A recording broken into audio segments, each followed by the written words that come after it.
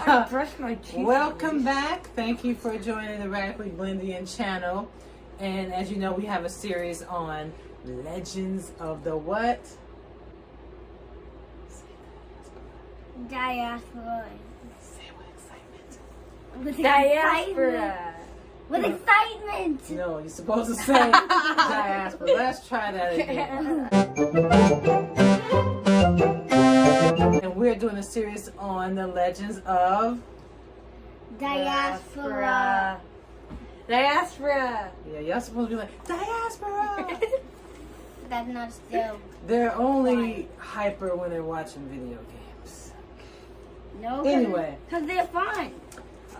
This is not fun. You don't want to do it? No, it's not really. Okay, can we get started, please?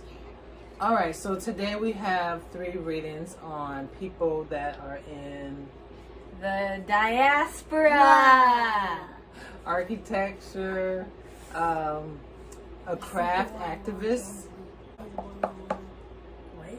So my name is Keisha, and what's your name? Seku, and this is them. And my name is Sunsarai. Zoom, and he's gonna make it go boom. Right? All right, so the lovely Sunsaray reading. We have, I will be reading about Beverly Lorraine Green. Beverly was an only child. She often had to keep herself busy while her father went to work at a law firm and her mother managed the house. Beverly's favorite thing to do was draw. With lines and curves and colors, she would make pictures come to life. After high school, she studied architecture, but university life was not easy for Beverly.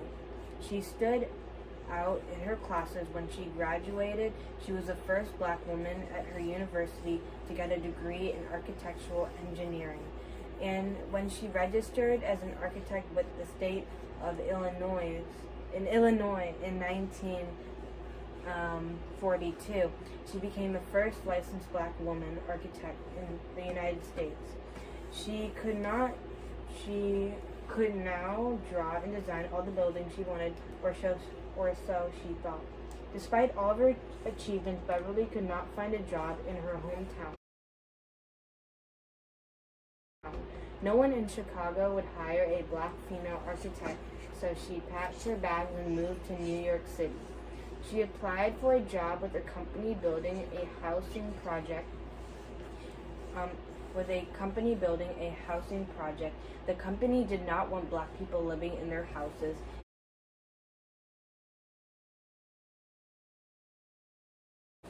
And Beverly thought they'd never hire a black architect, but she applied for the job anyway. To her great surprise, she got her begun. Beverly worked on designs for an arts complex, a university theater, a United Nations headquarters in Paris, and even the funeral home where her memorial service was held. The little girl who loved to draw grew up to design beautiful buildings and break barriers for black women.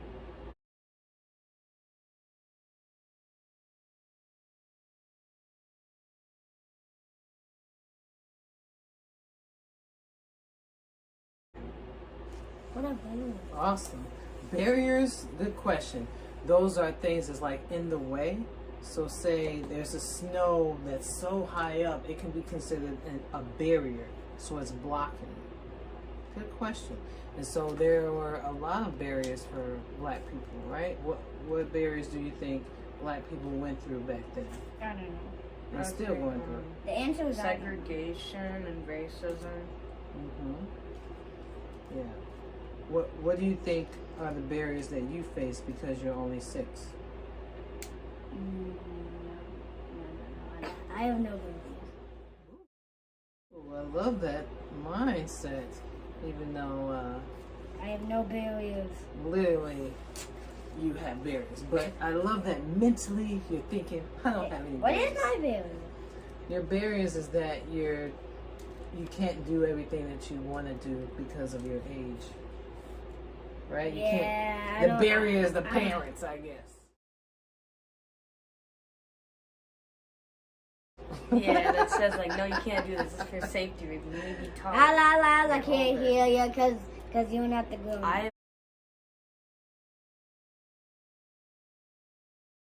I have a barrier for being 10 because I can't get a phone yet.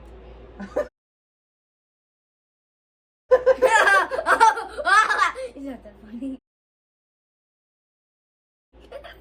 What am I doing? Anyway, let's move on to the last story of today. Her name is Layla Tiabji. Layla Tiabji. Layla Tiabji was the craft activist. So when Layla Tiabji first landed in Bombay, she felt alien having grown up in Belgium, where her father served as an Indian ambassador. She was pale-skinned and spoke only French. In her own words, she felt like a joke in India. But some hurdles are only so at a particular age. Layla, now in her 70s, is a renowned craft designer who has revolutionized India's traditional handicrafts industry. There I was, an urban, westernized, motorcycle riding girl, thrown into a culture of which I knew little, said Layla Tiabji, recalling the design consultancy assignment in Kutch at the start of her career in 1978. She was assigned to figure out how local craftsmen in Kutch could find new urban markets by the Gujarat State Handloom and Handicrafts Development Corporation. The task at hand was exhilarating for Layla, since crafting products at scale was very new to Kutchi artisans. It was here that the idea of Daskar, now an internationally recognized organization, came to Layla Tiabji. Tiabji's return from Kutch brought another watershed moment in her life, which she calls the incident with the baskets. She worked as a merchandiser for Taj Mansingh Hotel in Delhi, where she sold cane baskets from the Assam Emporium. She saw a big demand for these artisan baskets, but the hotel could not justify the cost of the prime real estate that those baskets were occupying for their selling price. Moreover, the Assam Emporium refused to provide the baskets as it would cost them too much in transportation. From such events, Layla realized that India is a powerhouse of ancient creativity, but getting small rural artisans to become a sustainable part of the mainstream retail chain is hard. She saw that indigenous art forms were fast losing out to the rise of mills and power looms, even though they were high in quality and looked unique. They lacked the kind of marketing and logistics help that is required to bring products into the streets of urban India. And this is where Layla stepped in. In 1981, Layla co-founded Dashkar to provide rural craftspeople access to lucrative urban markets. It began with just 15 groups and now works with 350 of them, encompassing everything from textiles and paintings to paper and metal works. By giving rural artisans these opportunities, Layla helped develop self-sustainable craft communities and gave many villages a stable source of income.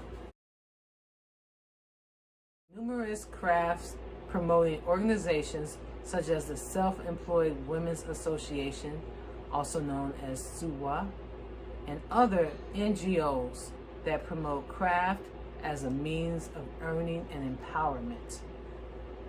When she's not bringing ancient Indian crafts into urban markets, Layla is a dedicated scholar.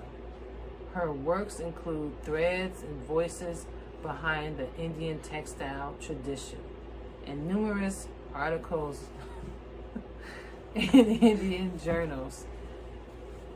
Her writing focuses on the inclusion of the crafts industry amongst India's key employment sectors and urges India's economists and planners to treat craftspeople as assets, not liabilities. Layla is also renowned for making the sari cool again. On her 50th birthday, Layla resolved to switch entirely to saris. She wanted to challenge the notion that wearing a sari makes one look like a bahenji, someone who is unfashionable or uncool. She led a campaign that focused on garments' intricate details, from the various draping styles to the distinctive weave from different states that makes each sari unique. Young women love Layla's fashion sense and her dauntless love for the saris. Simply put, Layla has made the sari cool again, and every day she helps thousands of traditional crafts sustain themselves, keeping alive an ancient tradition of beauty and aesthetic within the framework of contemporary fashion. For consumers and producers alike, Layla is the bridge that brings us closer to our unique national heritage.